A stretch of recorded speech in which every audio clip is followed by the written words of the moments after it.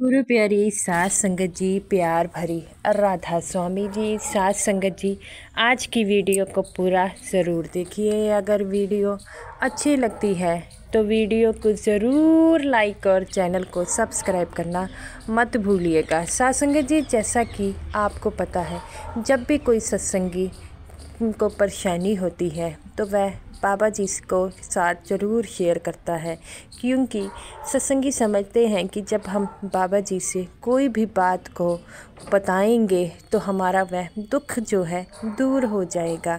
तो साथ संगत जी, ऐसे ही एक अंधा लड़का जो सत्संगी था वह बाबा जी के समीप आकर ऐसा क्या कहता है जिसे सुन बाबा जी बिल्कुल चुप हो गए। तो सात संगत जी, इस साखी को पूरा सुनने की कृपालता ज़रूर कीजिएगा।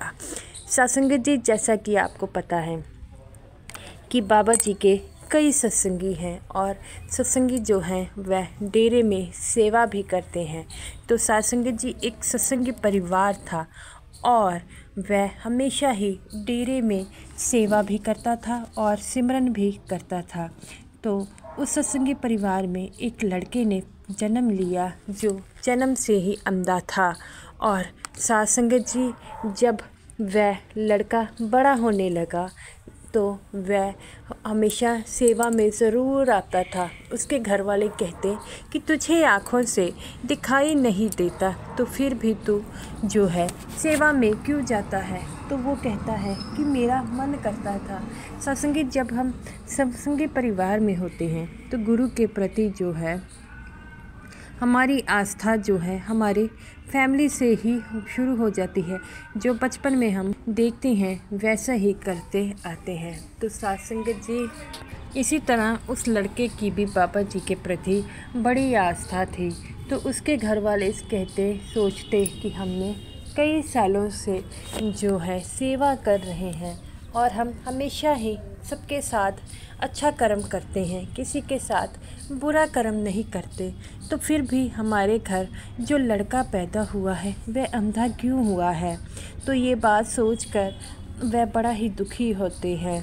तो वह लड़के के मन में भी आता है कि मुझे ऐसा जीवन क्यों मिलता है। तो वह हमेशा सेवा में जाता और सोचता कि अगर मैं सेवा में जाऊंगा इससे मेरे जो कर्म है वह जो है कट जाएंगे, और सेवा में करता जाता। ऐसे ही उस लड़के की उम्र 10 साल हो गई और वह हमेशा ही सत्संग करने जाता। एक बार ऐसे ही सेवादारों की मीटिंग थी तो वह लड़का भी उस मीटिंग में गया। और मीटिंग जब शुरू हुई तो बाबा जी ने सभी सेवादारों को बड़े प्यार से समझाया। और तभी बाबा जी मीटिंग करने के बाद कहते हैं कि अगर किसी सेवादारों ने कुछ पूछना है तो पूछ सकते हैं। इस लड़के ने भी बाबा जी से हाथ उठाया। तब जब बाबा जी की दृष्टि इस लड़के पर पड़ी तो बाबा जी ने इसे आगे बुलाया और आगे बुलाकर कहते हैं, बताओ बेटा, तुमने मुझसे क्या पूछना है। वह कहता है, सच्चे पातशाह, मैं आपसे एक बात पूछना चाहता हूँ। तो वो कहते हैं, हाँ पूछो। तो बाबा जी से वह कहता है कि बाबा जी, मेरा सारा परिवार सत्संगी है और वह हमेशा ही सेवा भी करता है और मुझे नहीं लगता उन्होंने कभी भी किसी को गलत बोला होगा। वह आपकी बताई हुई सभी शिक्षा को अमल करते हैं। तो बाबा जी कहते हैं, बेटा ये तो बड़ी अच्छी बात है। तो वो कहता है, बाबा जी ये मैं प्रश्न नहीं है, मैं आपसे कुछ पूछना चाहता हूँ। तो बाबा जी कहते हैं, बेटा पूछो, मैंने तुम्हें कब मना किया है। जो भी तुम्हारे मन में आएगा तुम पूछ सकते हो। तो वो लड़का कहता है कि बाबा जी, तो मेरे परिवार वालों को इतना दुख क्यों। बाबा जी कहते हैं, बेटा तुम्हारे परिवार वालों को कौन सा दुख है। वो कहता है, बाबा जी मेरा दुख, जब भी मैं उन्हें देखता हूँ वह मेरे बारे में चिंतित रहते हैं। बाबा जी कहते हैं, क्यों बेटा, वह क्यों चिंतित रहते हैं। तो वो कहता है मेरे परिवार वाले हमेशा ये कहते हैं कि हमने कभी किसी के साथ बुरा नहीं किया, हमेशा सबके साथ भला ही किया है। तो हमारा बेटा जो है वो जन्म से क्यों अंधा है। ये बात सुन बाबा जी थोड़ा सा चुप हो गए। तो वो कहता है बाबा जी, मैंने तो अभी 10 साल का हूँ, मैंने कभी किसी के साथ कोई गलत नहीं किया, तो फिर मुझे इतनी बड़ी सज़ा क्यों दी जा रही है, मुझे इस बात के बारे में जानना है। तो बाबा जी कहते हैं क्या तुम्हारे पिताजी भी तुम्हारे साथ आए हैं। तो वो लड़का कहता है कि हाँ जी बाबा जी, मेरे पिताजी भी मेरे साथ आए हैं। तब बाबा जी कहते हैं कि तुम उनको मेरे सामने लेकर आओ। तो बाबा जी कहते हैं कि इस लड़के के पिता जो है वो सामने आ जाए। तो साथ संगत जी बाबा जी उनके सामने उसका पिता आता है। तो वह बाबा जी को देखकर फूट फूट कर रोने लग पड़ते हैं। तब बाबा जी उन्हें कहते हैं कि आज मैं तुम्हें बताने जा रहा हूँ कि तुम्हारा बेटा जन्म से अंधा क्यों है।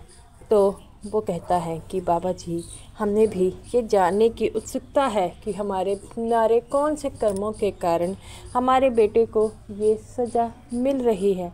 तब बाबा जी कहते हैं कि बेटा, ये जो तुम्हारा लड़का था ये पिछले जन्म में एक व्यापारी का बेटा था जिसकी बहुत बड़ी दुकान थी। तब बाबा जी की बात सुनकर वह दोनों जो बाप बेटे थे वहाँ पर खड़े थे। तब बाबा जी कहते हैं कि एक दिन जो ये अपने घर में खाना खाने आया उस समय इसकी माँ और ये अकेला था। तो इसकी माँ ने इसकी प्लेट में रोटी डाली और कहने लगी कि जाओ हाथ धोकर आओ। ये हाथ धोने गया और जब आता है तो कहता है कि माँ ये क्या हो गया। उसकी माँ रसोई में कहने लगी बेटा क्या हो गया।